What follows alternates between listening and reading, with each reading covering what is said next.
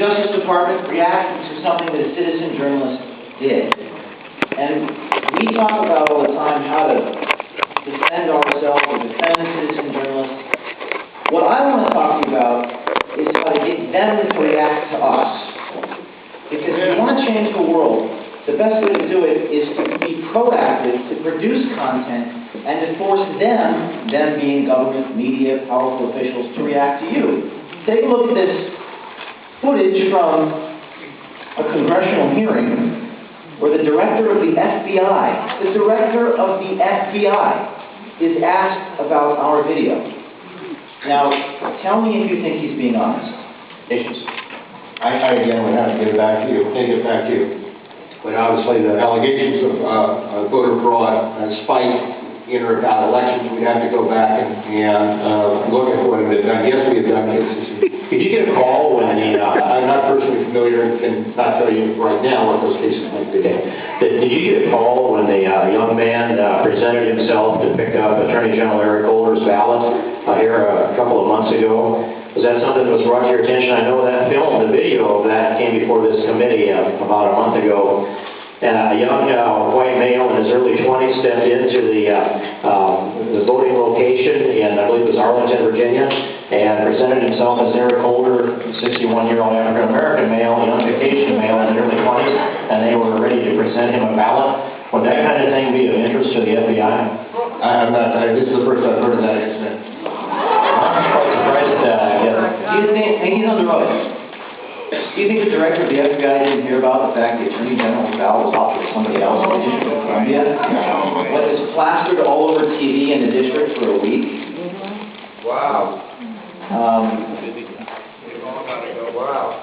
But what the great thing about, and by the way, I refer to myself as a community organizer. But the great thing about exposing things for what they are is that you force government officials and other powerful people you force them to get caught in lies and hypocrisy and defending themselves. It really is remarkable. So I'm going to show you some little vignettes of the things we've done and the government reactions to them. First, we go to Minnesota, where what I try to do is locate the vulnerabilities in the system, the weaknesses, and I try to take advantage of them. So in Minnesota, there's a voter registration application where you can actually check mark to say you don't have a driver's license, an ID card, or a social security number. Who doesn't have that? Any of those things? Yeah. So we decided to check that off and go in to vote as Tim Tebow and Tom Brady, the NFL football players. And this is what happened. That says you don't need an ID, a social security number, or a driver's license. If a person walked up to election officials in Minnesota and inquired about registering Tim Tebow and Tom Brady to vote, is it possible for a third party to register a group of voters? We had one person at Tom Brady. Tom Brady can't come in. He's going through a lot of depression and can't come in. And you were saying this one gentleman. Yeah, Tom Brady. would they be able to register other people to vote without showing any ID? Okay, great. Do they need IDs for each person?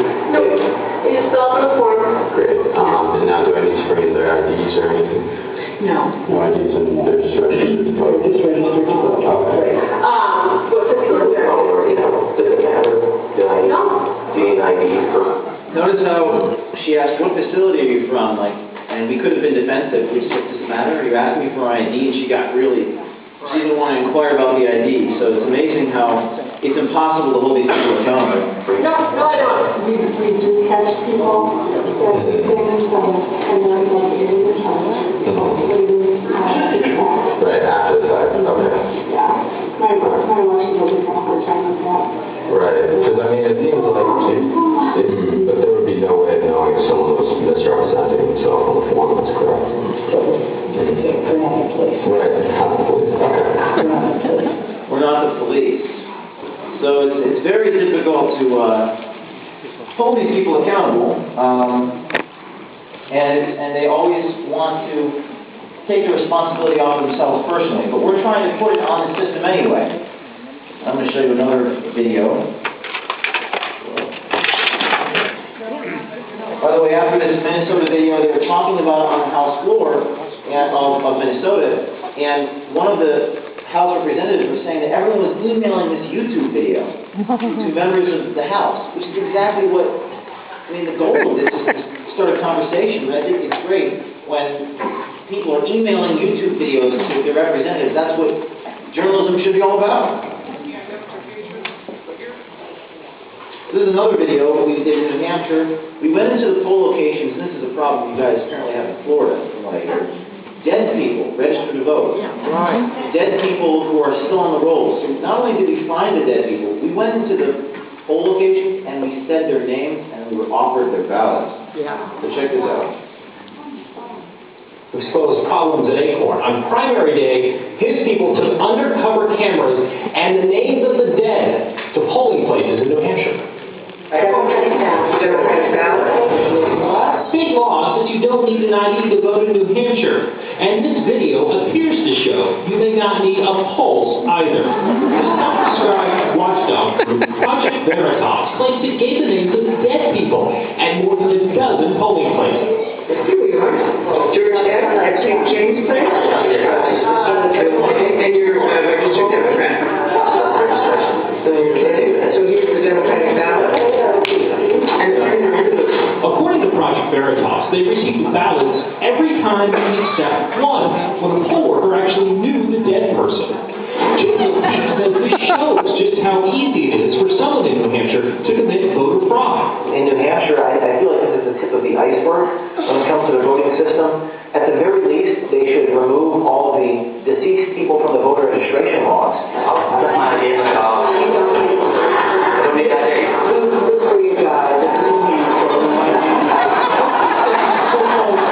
Journalists did not commit any crimes because none of them ever actually voted. The New Hampshire State Attorney General is now investigating the integrity of the voting process and the tactics Okeefe and Project Veritas used. There's no expectation of privacy in the areas that we visited. This is an important point. In New Hampshire, it's a crime to film people without their permission, but in Florida, it's also a crime to film people without permission. But you can do it in areas where there's no expectation of privacy, when there are multiple people around. And they're trying to prosecute me in New Hampshire, by the way, which I'll get to in a moment. But just keep that in mind. No expectation of privacy. You're good to go. It's public areas. In fact, news reporters film polling locations all the time. So I think that's under the rubric of journalism. So I think what we did is moral, ethical, and necessary. We need to expose wrongdoing. Okay, so New Hampshire House Speaker William O'Brien calls the video stunning. He says it shows a, quote, absurd level of ease of voting in New Hampshire, and he's going to try again to get a law passed that requires photo ID. We also talked to Nashua City Clerk Paul Bergeron tonight. He says this is nothing more than a stunt. He says Okeefe and his group committed identity theft, and he wants them prosecuted. Let's take a look at what the local official says. By the way, just to make a point about, this stuff is so effective that the only thing they can ever say about me is they want me in jail. There's nothing to debate because we expose facts. There's no debating the facts. When you debate policy, you get into these discussions, is it right, is it moral? Here, we're just showing dead people being offered ballots. There's nothing to debate except put him in jail, stop him, censor him, bankrupt him, attack him, kill him. That's the only thing they said. Because there's nothing to debate. So it's fascinating. I'm going to show you some reactions from government officials, and you can apply this to your own state. Because certainly they'll say the same things everywhere. They've said the same things over and over again. This city clerk wants to be prosecuted. He invokes just one. So if in fact this man Okeefe collected more than a dozen ballots in doing this film, he actually increased fraud in the state by 1,200%. There was a problem that didn't exist. Yeah, you don't prove that you've voter fraud by committing it yourself. He's establishing an activity that creates a voter fraud situation, and it's his own activity that should be looked at and prosecuted. Right. But what's really fascinating, Good, therefore it's bad. watch the governor react. This is Governor Lynch of New Hampshire, and again, 6 months before this video came out, the governor had vetoed some legislation trying to solve the problem, and now he said there's no problem, and now all of a sudden there's all these problems. So he's completely embarrassed. How is the governor going to respond to this incredibly embarrassing moment? Outrageous that we have these out-of-staters coming into New Hampshire, coming into our polling place and misrepresenting themselves to the election officials. And I hope that they should be prosecuted to the fullest extent of the law, if in fact they are found guilty. Now, pay very close attention to what he just said. And I hope that they should be prosecuted to the fullest extent of the law, if in fact they are found guilty. You cannot prosecute someone if they are found guilty. That doesn't make any sense. Second of all the guys in the video were from New Hampshire. And third, we didn't misrepresent ourselves. So every single thing he just said is a total lie. But the reason why these officials are embarrassed, the reason why they make all types of weird, crazy statements, is because they're caught with their pants down. And when you catch them with their pants down, you expose them for exactly what they are. Hypocrites, frauds, and liars. And politicians. Politicians. And video is the most effective medium. Because video is a cliche, it's 1,000 words every streaming second. You cannot, they're going to say doctor, okay. You're going to say it under oath? Say it under oath. I've been in depositions and they don't say doctor under oath. And you'll get to a point in the presentation where someone was actually caught with their pants down saying it's doctor, then I released more footage showing that it wasn't doctor. So we'll get into that. But it's just fascinating to me to see the reactions from government officials. And what happened with the media? The media, of course, has to frame this, push the narrative that I'm a criminal. Election law experts say James Okeefe allies could face charges over voter fraud. So this journalist, in quotes, sent emails out to every lawyer he knew in America at law school, and with the subject, something to the effect of, please rationalize why what Okeefe did is criminal. And he created a narrative that fits his agenda. Now, a true journalist would, weigh both sides, would evaluate the statutes, would determine that we didn't violate any of those statutes because we didn't misrepresent ourselves. No. His email said, please tell me what Okeefe did was illegal and why it is. He talked to former Obama administration election attorneys. He got his narrative out. The narrative that he got out prevented the mainstream media from covering this story because the mainstream media didn't want to cover a story that was done criminally. This is what they do, and this is how they do it. And this is why it's very difficult for citizen journalists to break through. But I'm going to show you that we can break through, and we do break through. Because even in the event that the entire establishment mainstream media ignores us, we're still able to make a difference. The New Hampshire Senate passed the voter ID bill after the video.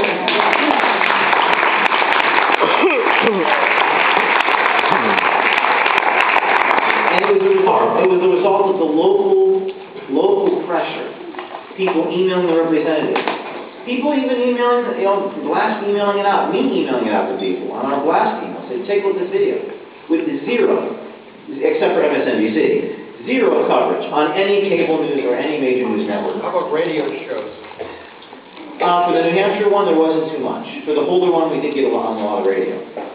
But the media was able to crack that narrative and say, he's a criminal, he broke the law, so people were very wary of covering that. And that's what they do. You have to know how they do it. To show the hypocrisy and the absurdity of these laws, we went into bars and restaurants in Vermont and tried to get a beer without a driver's license. Good luck with that. And objected to showing ID, what would happen? You require a photo ID here? Yeah, we do. I'm very sorry that I can't serve you without ID. You don't care? That is racist. I said I'm sorry, I can't serve you without ID. Minorities are 20% more likely not to have a photo ID in the United States than white Americans. Personally, I am offended by that policy. The state requires it. Why does your thought of this racist policy?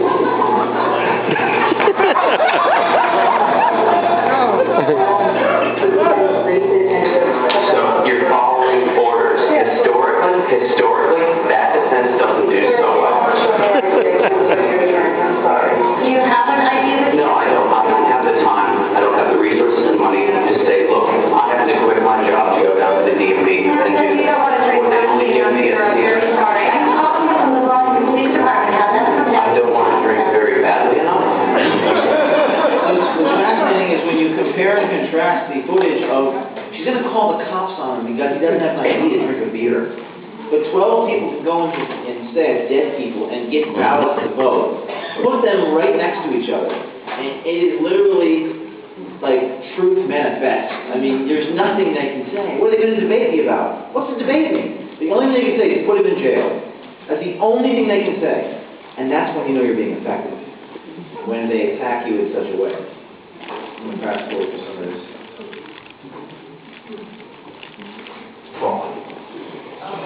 Oh, yeah. So this is one of my favorite media moments. You know, I don't know if you people watch Lawrence O'Donnell, but I actually think this one's pretty funny. He introduces our Medicaid investigation. Again, this was a local story. It wasn't covered by the mainstream media, but it still made a difference. So check out Lawrence O'Donnell introducing Medicaid. A favorite right-wing target, Medicaid, the federal government health care assistance program for the poor. One of his, quote, undercover reporters went into a public assistance office in Charleston, South Carolina, one of 3 such visits in the state. The man is wearing a kilt, speaking in what he alone thinks is an Irish accent, and calling himself Sean Murphy. You might recall from the ACORN video that Okeefe favors flamboyant costuming in his video. Sean Murphy tells the state employee that he's affiliated with the Irish Republican Army and Medicaid help for 25 fellow Irishmen in a nearby hospital who were shot in Belfast. The online post includes an edited version of the undercover video. His group, Project Veritas, says it proves yet another example of widespread Medicaid fraud. Given that Sean Murphy tells the state of South Carolina that he is a terrorist, seeks health care for foreign citizens, supports illegal health, and possesses incredible wealth, what would the Medicaid office do?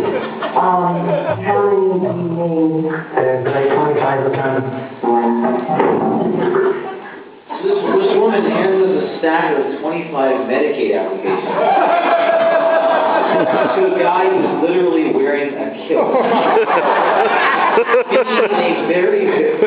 a very bad Irish accent. So bad that we went to an Irish bar recently and he tried it out and the guy who was from Ireland said, "What's wrong with you?"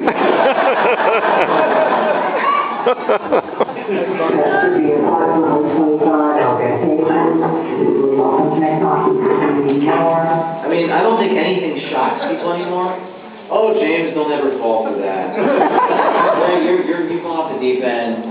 No, they always fall for it. You literally, I can't, and you'll see with the ACORN videos, which I'll show you the Jon Stewart reaction, I can't think of anything more ridiculous than that. Like, let's see, terrorism, kills people, fellow Irish brethren shot in battle, they all drive Ferraris. We need Medicaid systems. But here's another clip from Ohio. Again, all local coverage. You can do this. You don't need CNN or Fox News or New York Times. All local stuff. It made a difference. What you're about to see, they retrained every worker in the state of Ohio.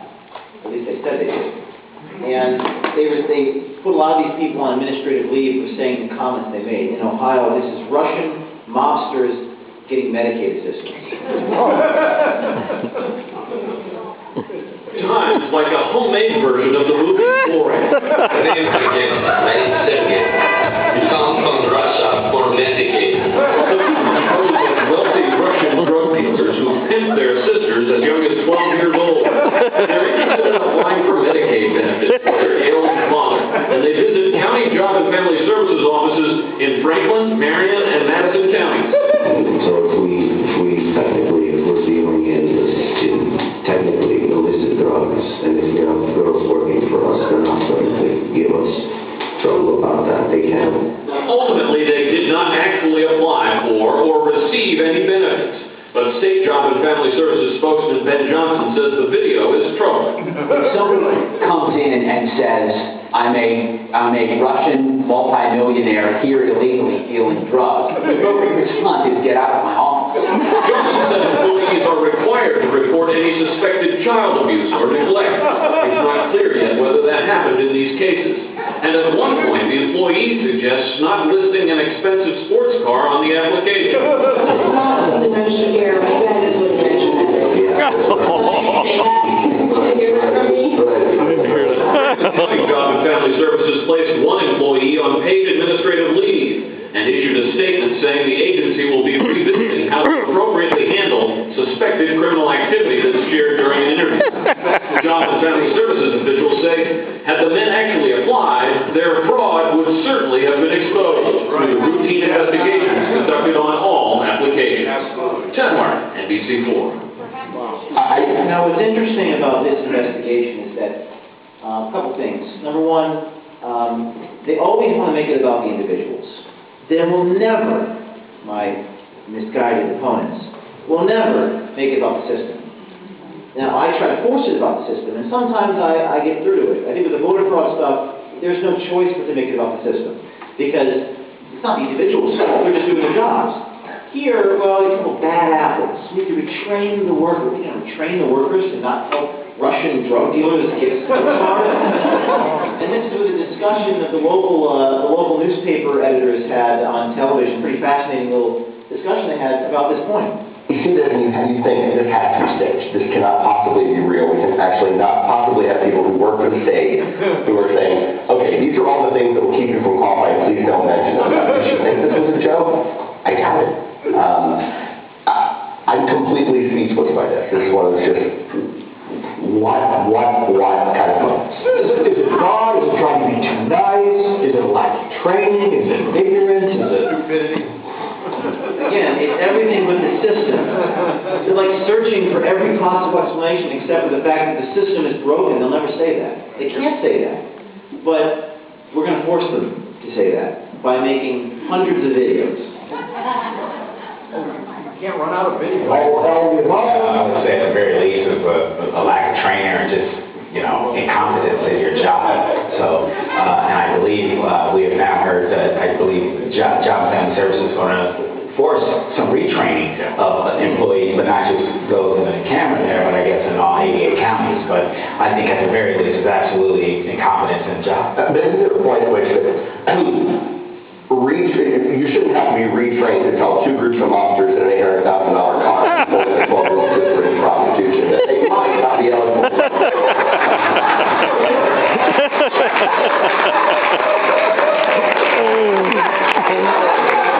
One of the common themes you see in all these films is that we're sort of making them live up to their own book of rules.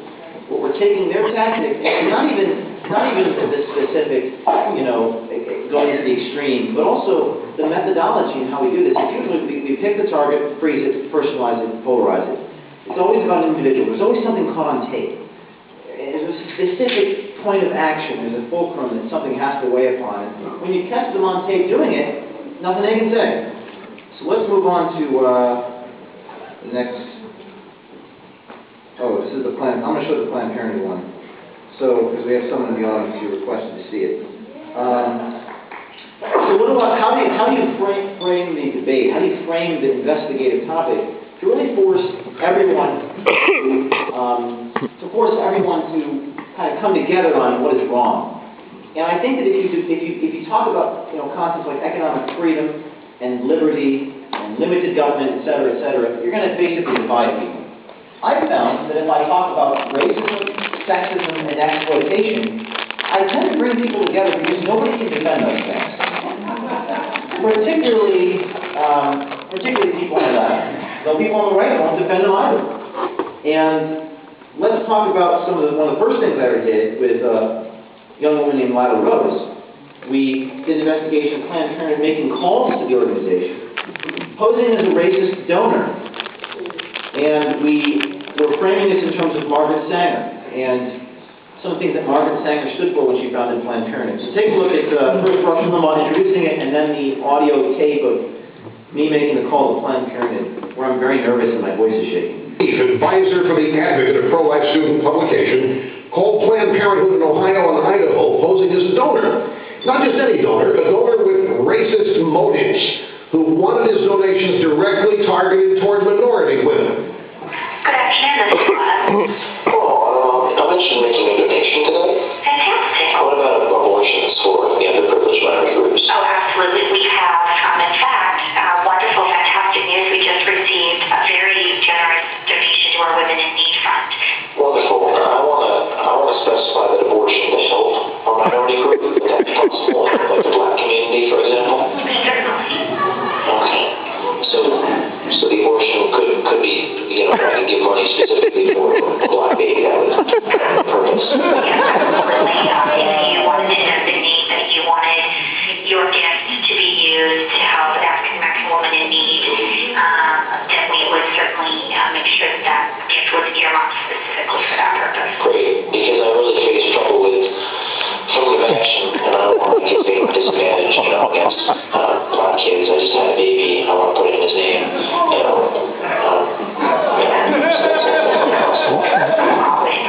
So, but I just wanted, can I put this in the name of my son? Absolutely. The name of my son, great. Hitler.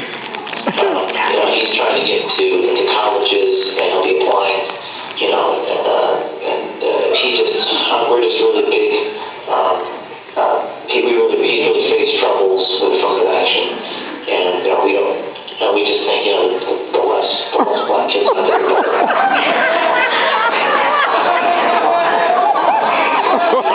Understandable. Specific general information so we can set this up the right way. You said you wanted to put it in your son's name. And you would like this designated specifically to assist an African American woman who is looking to terminate a pregnancy? Exactly. Okay. Yeah. Want to protect my son so he can get into college. All right. Excuse my hesitation. This is the first time I've had a donor call and a music request. So I'm excited and I'm already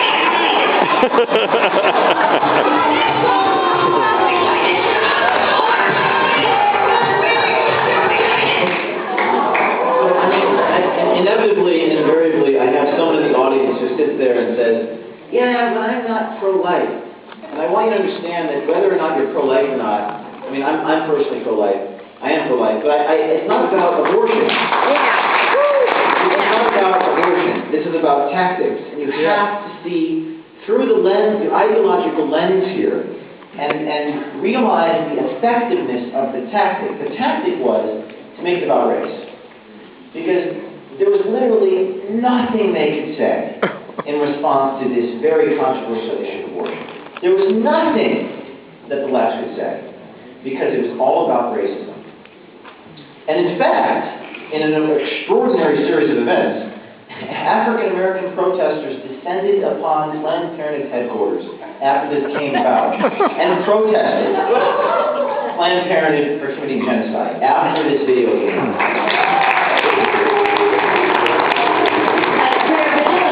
Today, these African American pastors and other pro-life supporters charged Planned Parenthood with, quote, blatant racism and said the group targets African American women for abortion. They want Congress to stop their funding.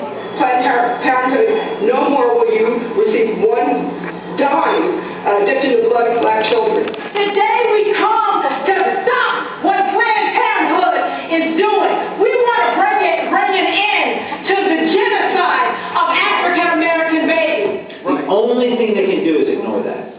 There is nothing more powerful than what you just saw. Nothing in the world can debate that, can stop that, can censor. The only thing to do is ignore it, and that's what they did, except for Fox News in 2007. Part of what prompted this protest are some phone calls now on YouTube by pro-life advocates to Planned Parenthood clinics around the country. The callers were testing the employees to see if they would accept money intended for specific race-based abortions.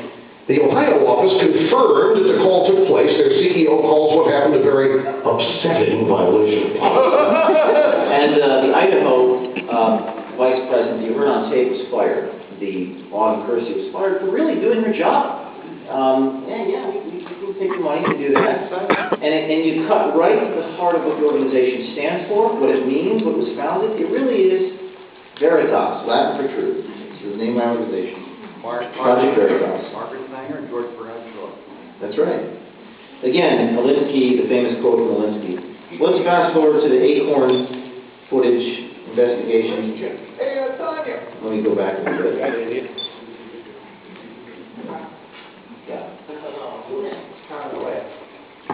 So ACORN. So instead of talking about voter fraud, let's talk about something completely different. Everyone talks about ACORN commits voter fraud. I got a message from a young woman named Hannah Giles, who's from Florida, in 2009, and she suggested going into ACORN dressed as a hooker, dressed as a prostitute. And the reason why she suggested that is because ACORN was caught in all types of shenanigans and illegal activities, busting down doors of homes and breaking and entering into places and doing all this. So what happens if you just present them with sort of an outrageous immoral scenario, like prostitution or pimps and prostitutes? She told me that there's going to be a prostitute. I thought that there should also be a pimp. I don't really have a lot of pimp cadence,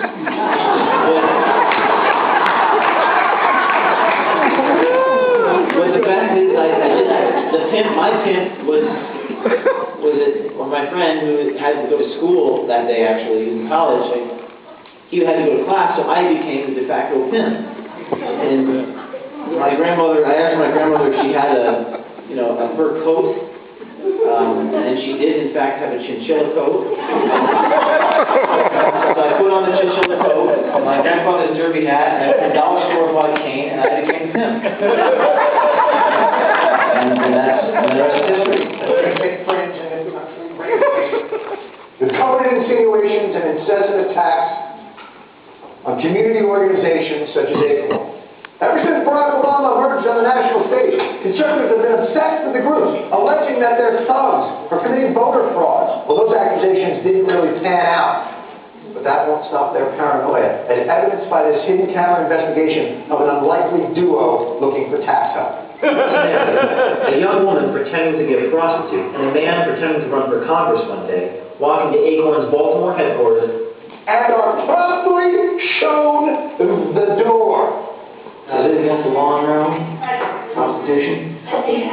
Anything that the government money from government. Showing like little people.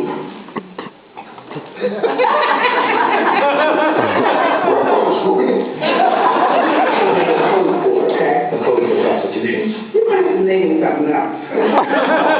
Performance art. Independent artist. Is a performing art. Stop saying.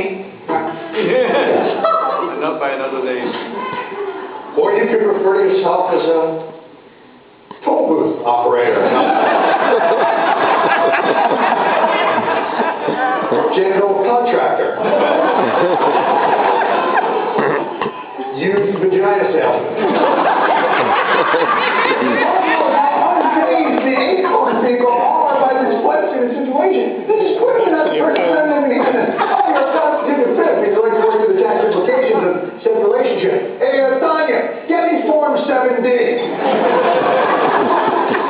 But I'm sure ACORN has a line that they won't cross. There's going to be 13 El Salvadorian girls coming to the top, and we're very we don't want to put them on our books. Please tell me 13 underage Salvadorian sex slaves is the line.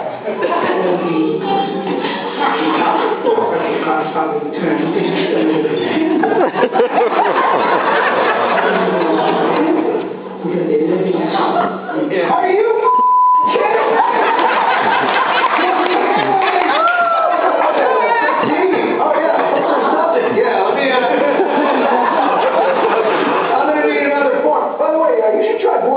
the shipping charges are high. The ACORN office has some bad apples. Now this is a really important part, because the fact of the matter is, yes, the subject of the investigation was the ACORN office and the employees, but the real struggle here was the struggle against the mainstream media. And I don't know if history will remember what exactly happened, but I put it in my presentation so that you can all watch it. CNN reported after that first day that this footage was an isolated incident It only happened in one place at one time. Right, one place. Even though they didn't know that there were more tapes, and we didn't tell them if there were more tapes, they assumed there was only one tape. They put their credibility on the line and lied on behalf of an organization their conscience deemed good. And this is very important. So take a look at this footage. CNN's reporter from the Washington Post and so on, talking about the fact that this is an isolated incident. That these conservative filmmakers went around to 3 or 4 offices and basically got thrown out with this ruse. And they found one office where there were 2 people stupid enough to sit down and give them this kind of silly advice that sounds to me like that's just entrapment. You know, let's go around various offices until we can finally trick somebody into doing it. It's propaganda. If you are reporting you're doing something like this, then you would report, yes, we went to the 4 offices and one said, you know, fell for the took the bait. But there were more tapes that we staggered once a day for the very specific reason of forcing the media to come out and make these types of statements. So the next tape was in Washington, D.C. You wouldn't see this kind of thing a few miles away at the ACORN office in D.C. My girlfriend's a prostitute. Okay. And I don't know if... I'm not saying that. Right, but with that, please, actually, you don't know where it's coming from. That's what we're trying to tell you. All right. We're looking out for you. That would never happen in New York.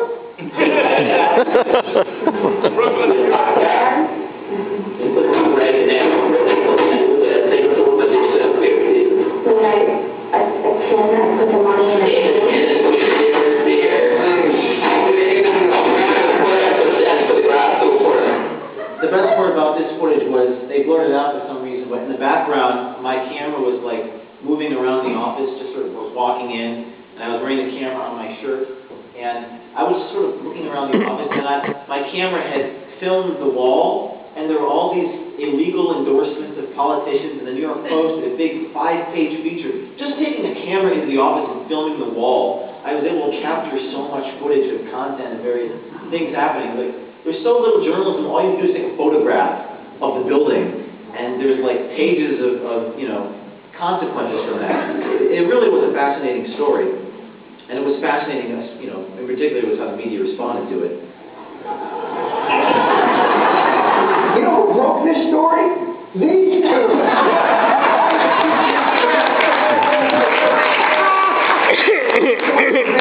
And the Brothers Chinchilla coat, and you got nothing. They did for $3,000. That's Blizzard's monthly beard wetback budget. CNN that much just to turn on their hologram machine. I'm a fake journalist, and I'm embarrassed these guys stupid face. So the story didn't get the government and the White House, and even President Obama reacted to it. Jake Tapper asked a question in the White House. Robert Gibbs. The president had some time with over the years. The Census Bureau eliminated their relationship with that group for the 2010 census, and the Senate overwhelmingly voted to cut off housing funding. I was just wondering what the reaction to either of those was. You know, Jake, as it relates to ACORN, obviously, the conduct that you see on those tapes is completely unacceptable. Really? I think everyone will agree with that. Again, getting the government to respond to you. Not you respond to the government, but getting the government to respond to you. That is the essence of the journey of the citizen journalist. That is the goal, the mission, the objective, is to have them discuss your work and have them, and nothing is bigger when the President of the United States reacts to your work. You know, what I know is that what I saw on that video was certainly inappropriate. But it's not really something I followed closely. I didn't even know that ACORN was getting a whole lot of that. It has everything you could want. Corruption and sleazy action and tax-funded organizations that's got government ties. But nobody's covering that story. Why? This is Charlie Gibson on radio being asked by a local Baltimore radio station, why aren't you talking about this story? Why haven't you played these tapes, Mr. Gibson? And this was his response. I didn't know about it. So you got me in a loss. I don't know. But my goodness, if it's got everything, including sweetness in it, we should talk about this. This is the American way. Or maybe that's when you just leave to the cables. Maybe that's when you just leave to the cables, is what he said. And one of the most fascinating things was the New York Times printed a apology to their readership for not covering the story until after the House and Senate voted to fund ACORN and President Obama signed that bill in September 2009. New York Times wrote a piece called "Tuning In Too Late," where the ombudsman, Clark Coy, actually hired another reporter for the New York Times to cover like videos on YouTube because of our work. But in this piece, buried in the middle of this New York Times ombudsman retraction story, was a piece where the New York Times actually went into specific detail about how one of their reporters edited out of their article Bertha Lewis's statement that we were thrown out of the New York office in order to protect Bertha Lewis. This is an admission by the New York Times. And Andrew Breitbart and I had a discussion about this story, and that was the objective. The objective was to expose the mainstream media by catching them with their pants down. Every time you do one of these stories, every single time, your enemy is going to be the mainstream media. I think things are kind of changing recently. I think people are getting fed up with the media, but even still. And it is half tragic and half comic that you actually have journalists protecting government. Not just being biased, not just, but literally trying to lie and protect. And there's an admission right there. It's called "Tuning In Too Late," New York Times, September 25th, 2009. And it's frankly the most important thing about that story, that you were able to expose something as powerful as the New York Times. And there was, of course, the media coverage. Sometimes, a little bit of theater can go a long way. I think the New York Post put it on the front page because of my grandmother's chinchilla coat. And you don't need a lot of money. If only I had the money. Well, you don't need a lot of money. It costs us a couple $1,000s, to do that. It really was more about courage and willpower and creativity. And then there was my arrest a few months later in Senator Landrieu's office. And the New York Times put that above the front page above the fold. And, I was dressed like, a criminal. And the story behind this was I went into a federal building, I went into the senator's office, sat on the couch in plain clothes, and I sat on that couch filming what was happening in the office with my cell phone camera. And the clerk at the desk said, "James, James, wherever I was, what are you doing here? You waiting for somebody?" I said, "Yeah, I'm waiting for somebody." That's what I said. I said I was waiting for somebody, when in fact I was not waiting for anybody. And that statement I made, "I'm waiting for somebody," that constitutes a false pretense, entering the federal building using a false pretense. Saying I'm waiting for somebody when I'm not. Can you imagine we could charge all the lobbyists and politicians in D.C. with using false pretenses? But we couldn't even have that particular dialogue because they charged me with a felony only after they discovered who I was. And the government said, "Oh, we'll probably just let you go shortly here." And then a couple hours later, they said, "Aren't you that ACORN guy?" I said, "Yeah. We're going to have to keep you overnight." And the next day, I find out I'm charged with a felony, tampering with phones, which I never did. And then the media said I wiretapped phones, and suddenly I'm a wiretapping felon criminal and one shot on the front page of the New York Times. It's truly extraordinary. All I was doing was sitting on the couch with a camera, filming and saying, I'm waiting for somebody. That's all I was doing. And they turned it into a felony wiretapping. Of course, it all fell apart 6 months later. And after I had to raise the money privately to defend myself in federal court, they gave me 3 years of probation for sitting on a couch and filming someone, saying I was waiting for somebody when I wasn't. Truly extraordinary. And the fact is, I don't even know if any of you knew this. I mean, the federal government destroyed my YouTube video. They destroyed the tape so that no one could actually see what happened. They destroyed the videotape, and no one reported on it. So it really is a case of, I guess the lesson is, don't get caught. What did the videotape show? Videotape showed what I just described to you. Just the inside of the office. It's exactly what I just described to you, and that tape was destroyed by the feds. so that they could charge me with a crime I did not commit. And then forced me to plead to a misdemeanor because I didn't want to have, be indicted on a felony, which I did not commit. But it really is a fascinating story that I can at least use to tell people about what we're up against. Already become part of their So let's talk about more local stories. Teachers' unions gone wild. A lot of people say, well, James, what are you going to do to investigate the education fraud? The public school system. All the money that's wasted.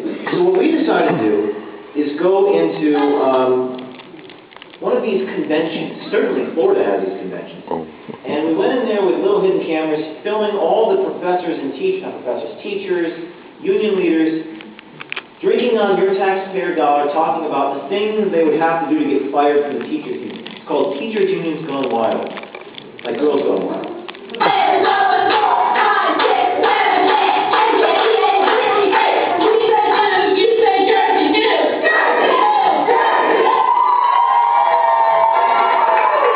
Get ready. The following is a paid program for Teachers' Unions Gone Wild. What about this? It's the upper echelon of teachers and union leaders in New Jersey. This is the upper echelon leaders of the education. And bring them together into one lavish hotel. It can only add up to one thing. One wild and crazy NJEA leadership conference. Get ready to get down with some dirty teachers who will school you on how to have a good time.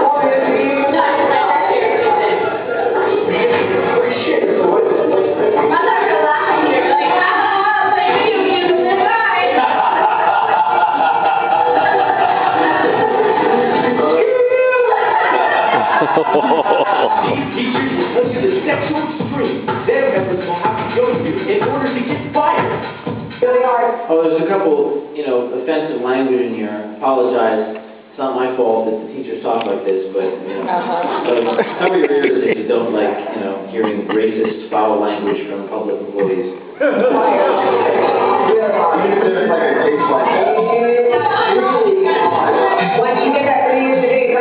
Once you get that 3 years in a day, it's like schwing. That's 3 years to get tenure in New Jersey for life.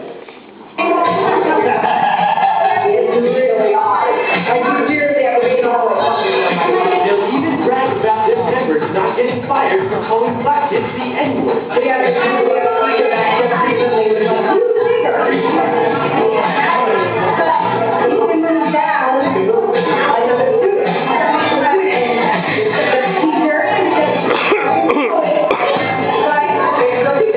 And watch out, no one can stop this wild party. Not even New Jersey's governor, Chris Christie.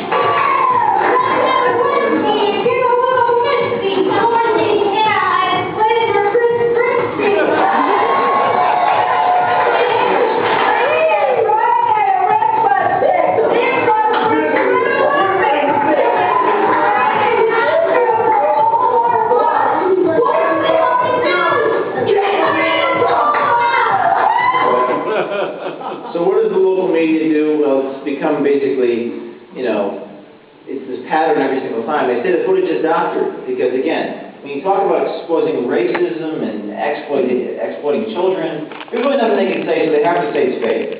This video is doctored. It features one of our staff people, and the voiceover isn't even her voice. But a union official says she told them that last comment was taken completely out of context. They say she was talking about the high school she attended where she says students were never suspended. They insist she was not talking about teachers.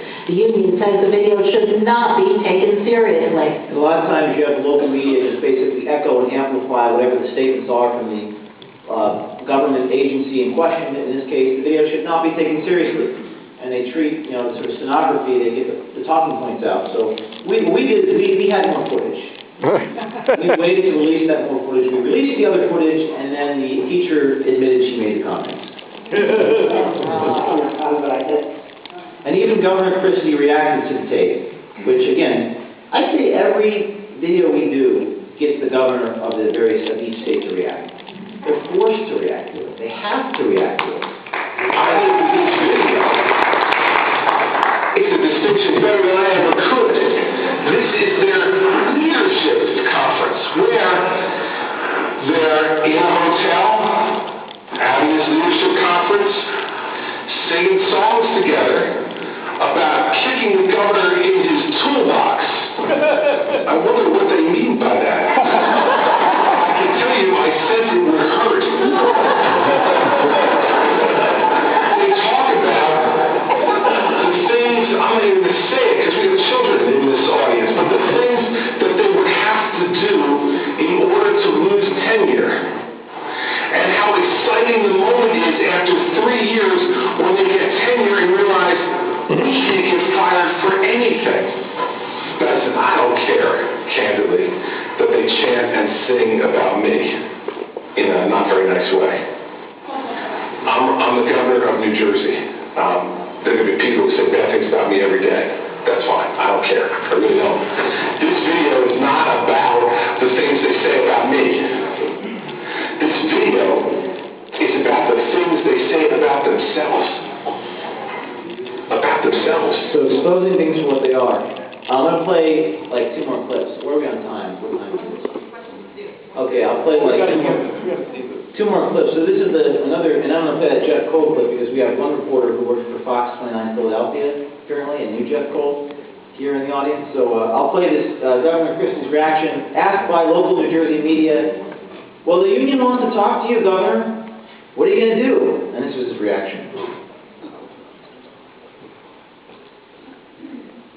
The teachers union said they would love to talk to you. They're ready to talk to you, and that you won't. I think they did in the video, don't you?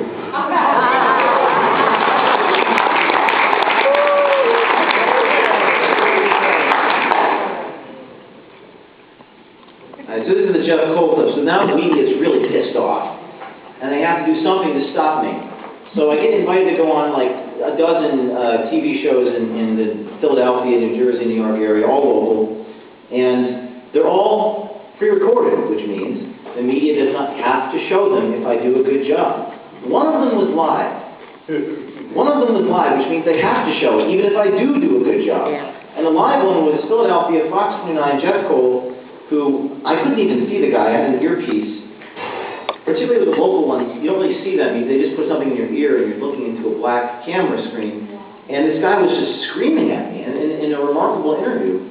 And it's just something that I think everyone should see, because if you're going to be doing local journalism, you're going to be getting interviewed locally. Most important lesson, keep your cool, stick to the facts, don't raise your voice, just smile. Earlier on the Fox 29 News at 5, we showed you a video that had lots of people talking. The creator of the undercover video says it was filmed at the New Jersey Education Association's Summer Leadership Conference. Take a listen to it. Education administration. Now I can be a principal. I can Okay, the video has sparked controversy, and the man behind it is 26-year-old James Okeefe. He is no stranger to controversy himself. He joins me now live. How are you? Can you hear me? Yes, great to be with you. All right, James, nice to have you here. Listen, first question I have for you. Give us some context here, James. Who funds you? And who made the choice for you to go and do this piece on the Education Association? First, the funding, if you would. Well, we have a 501c3 nonprofit organization called the Project Veritas, theprojectveritas.com, and we are equipping citizen journalists to go out there into the states, in New Jersey. And who funds it? I know what 501c3 is, friend. Who puts the money in the 501c3? Who are your contributors? Public donations, solicitations. Could you name one for us? Could you name the biggest contributor for us? $100 contributor from a grandmother down the street. We get people sending money to us, you know. I got it. Let me ask you something. First of all, let me take that back. These actors are citizens journalists that you send in. James, do you pay these folks to go in and do this? Did you pay folks for this union investigation that you did? Sir, are you paid? Did you pay these people to go into this investigation? Don't go there.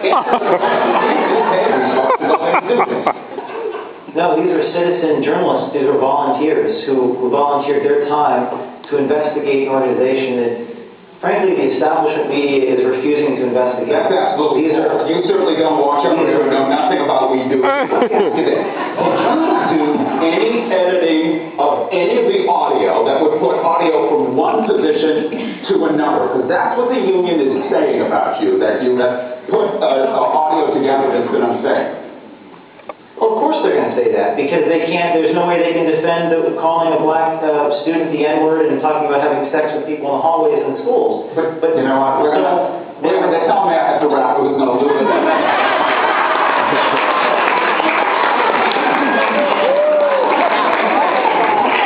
There's a lot more I can show you, but when they cut your microphone off, try to put you in jail, sue you, arrest you, indict you, attack you, and assassinate your character, you must be doing something right.